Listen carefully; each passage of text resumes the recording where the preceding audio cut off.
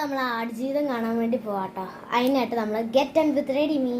അപ്പോൾ ഗൈസ് ഈ ഒരു ഷർട്ടും പിന്നെ ഇതാട്ടോ ഞാൻ ഇടുന്നത്.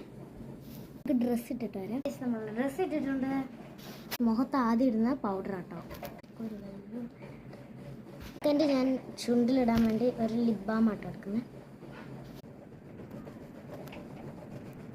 നേർ സ്പ്രേ ആട്ടോ.